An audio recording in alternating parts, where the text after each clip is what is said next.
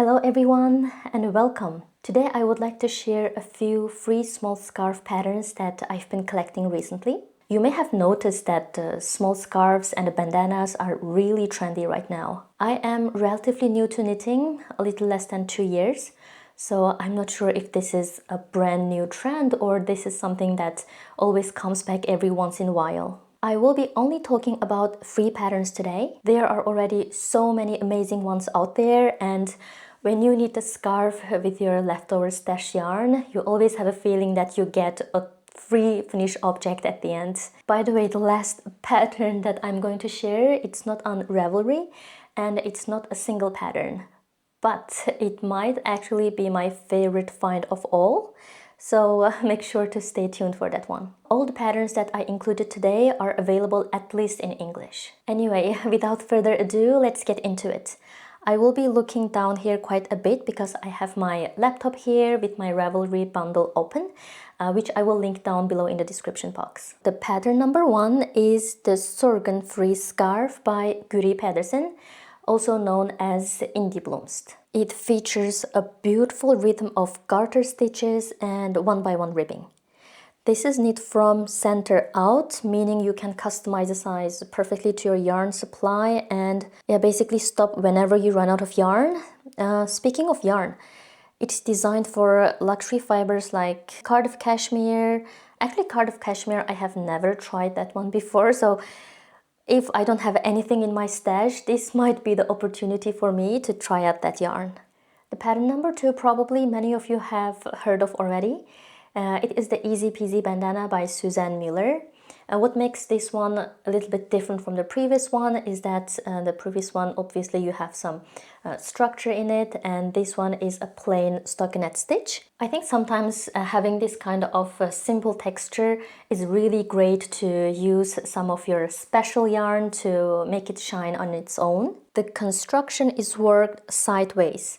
I think that means tip to tip. So yes, you increase your way to the middle and then you decrease back down to the other end. This pattern has been everywhere recently for a good reason. I actually also saw Rachel or it was Jessica. Yeah, by the way, I love their podcasts. I watch every one of their episodes, but I'm still not sure which one is Rachel and which one is Jessica. But one of them made this Easy Peasy bandana, but made it like a quite bigger shawl version, and it was also with stripes, I think. Her version is just so beautiful. So with this small bandana pattern, you can make any size that you want. You can also make it in different colors, so it's such a versatile pattern. Now to the next one. Pattern number 3 is the Sigrid Scarf by Vida Knits.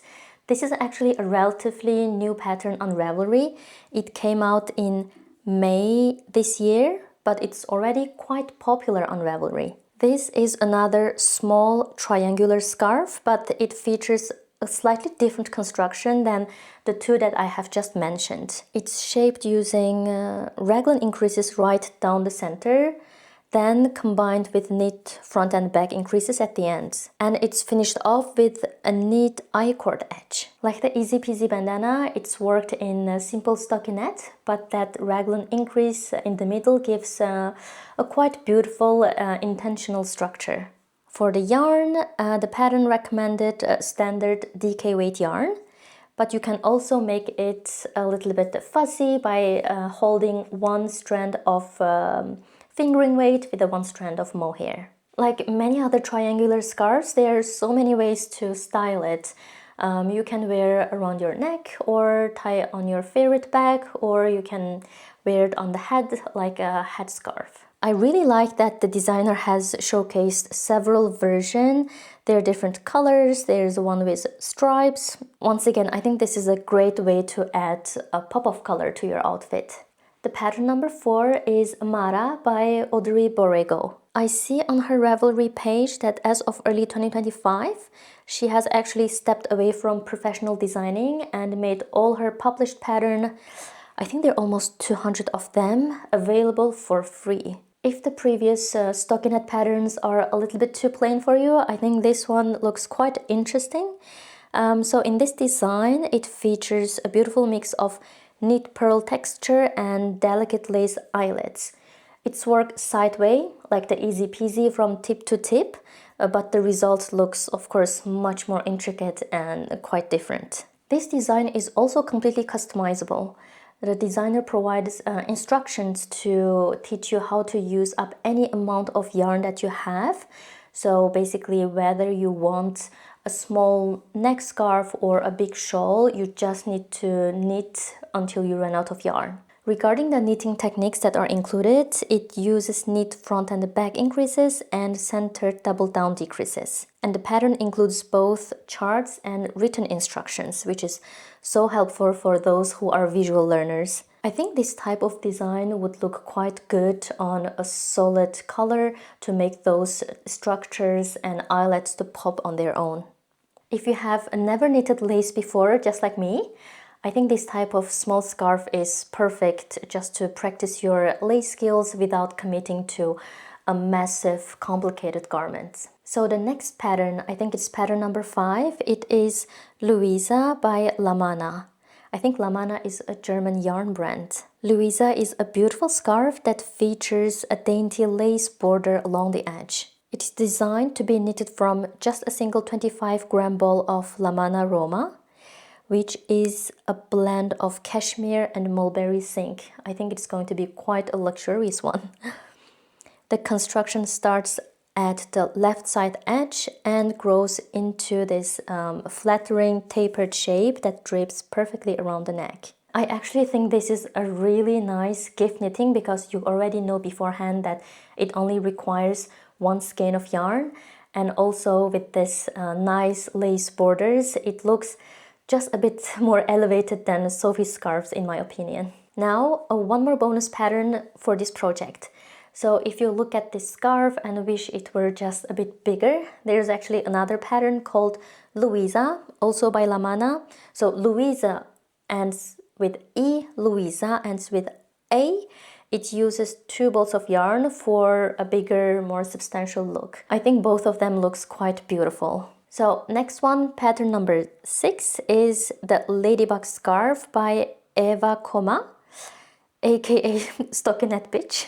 And this name makes me laugh, but the design is beautiful, seriously beautiful. If you've been wanting to try cables but feel a little bit intimidated by them, this is going to be a perfect project to dip your toes in. In this pattern, it features a rib pattern with 4 1x1 cables. So it gives you all that lovely texture and structure without the stress of using a cable needle. And it also framed with a faux I-cord edge, which keeps the sides, of course, looking very tidy and professional. I have to be totally honest here, I have no idea what faux cables and faux I-cord edge mean. I have done cables, I have done I-cord edges, but what does faux mean? I actually need to look more into the pattern or try to knit this one myself before knowing what I'm talking about, I guess. One thing that stands out a bit about this ladybug pattern is the length. So we have looked at some small scarves and short bandanas, but this pattern is actually long enough to wrap around your neck twice with a tie in the front. I think it creates a very cozy and a layered look, and with this rib and faux cables, it spices up a little bit a simple outfit. The designer said this is a beginner-friendly pattern. It provides both written instructions and charts. The recommended yarn is long yarn cashmere premium, and it uses about 35 grams. Now the pattern number 7 is the Ralph's. I'm struggling with the pronunciation, but this one translates to rails. This is designed by Agnes Brandels for the Swedish yarn brand Järbo. Okay, I am probably butchering the pronunciation, but this is the best I can do. If you like the texture of the previous pattern Ladybug Scarf, but want to try a true cable, this one is a perfect project to pick up. I will just call this pattern Rails. So this one is created with a small rhythmic cable repeats that is easy to memorize. It's worked tip to tip, so starts with just a few stitches, increasing to the center, then decreasing back down. This pattern is classified as intermediate level because it does require a real cable needle. But if you haven't done cable before, you shouldn't be intimidated by this, in my opinion, because it's only 15 centimeters wide. It's going to be a fast knit and perfect to learn some cable techniques. The sample was knit in Yarbo alpaca silk, which is a blend of alpaca, merino and silk.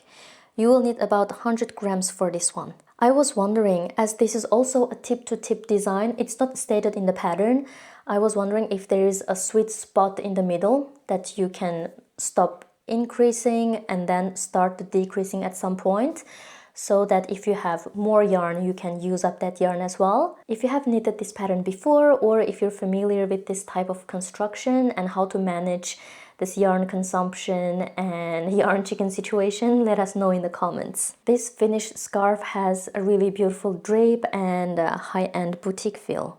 So the next one is the pattern number 8, is the tiny scarf by Kinga Klodowska. I hope I'm pronouncing this one right, but I'm not sure. This is another pattern with a lovely backstory. Kinga originally designed this as a gift for a friend, and after making several versions for her family members, she decided to share this with all of us for free on Ravelry. I think what makes the tiny scarf special is its beautiful lacy braid texture.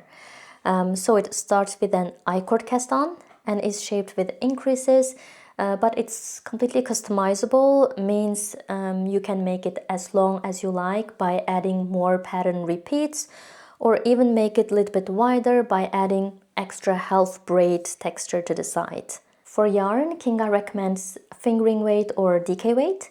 If you're going to use fingering weight, one skein of 50 grams should be enough. But if you're going to use a DK weight, even more bulkier, you should have a second skein on hand just in case. The pattern is well structured. It also offers both row by row written instructions and a chart. The pattern number 9 is Miss Marple Scarf by Susen SV on Ravelry. The interesting feature here is the keyhole construction, which allows one end of the scarf thread through the other, so it keeps the scarf perfectly in place. The middle section is also designed to be a bit wider, so it creates this cozy little collar to keep your shoulders warm too. This seems to be a very easy knit with mostly garter stitches with a small section of ribbing. If you have never done a keyhole construction before, like me, don't worry, I read the pattern. It explains actually exactly how to divide and rejoin your stitches to create that opening. For materials, the sample uses 2 skein of Rowan Lima on 5.5mm needles.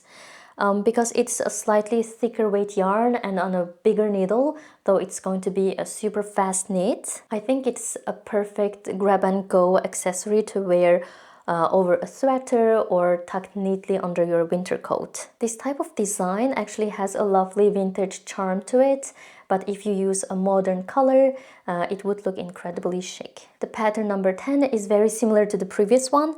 It's called Anthro-Inspired Scarf, led by Kim Tian-chi.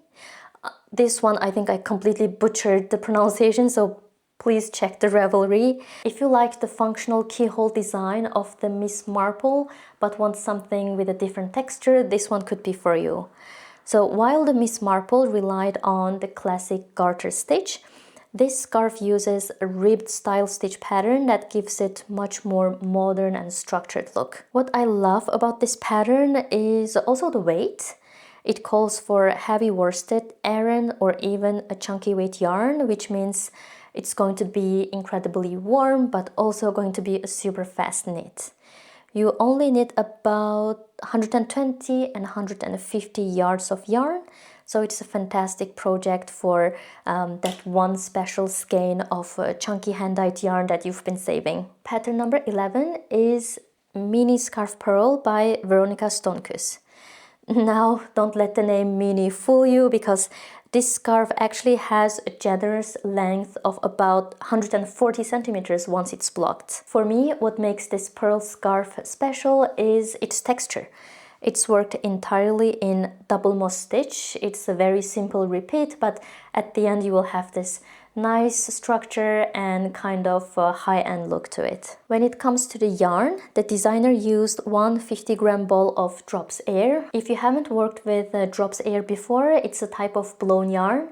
So the finished garment or the finished objects usually very airy and light. It's quite incredible that you can get 140 centimeters of scarves with one single ball of yarn. Now it's pattern number 12. It is the 3 Shawls Garter collection by Kate Gagnon Osborne. This is wonderful because with a single download you will have 3 free patterns in it. The first one is the jaunty little shawl worked from tip to tip.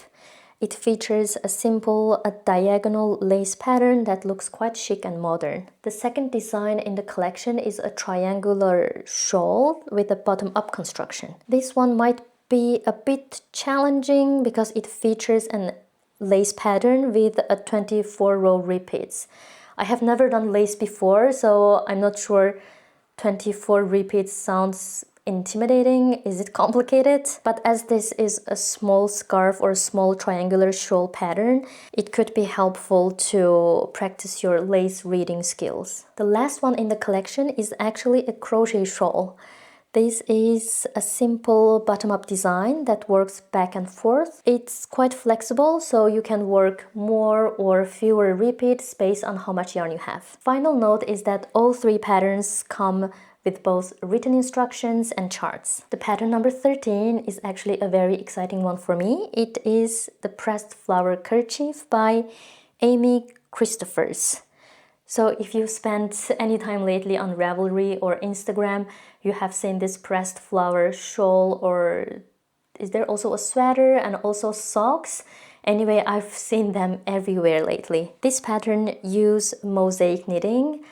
Again, I don't know what it means. I have never done it before. That's also why I'm very excited to try this out. I heard a lot of people saying that it's much easier than it looks. The scarf is worked side to side, so increasing to the middle and then decreasing back down. This is one of those small scarves that you can customize depending on the yarn that you have.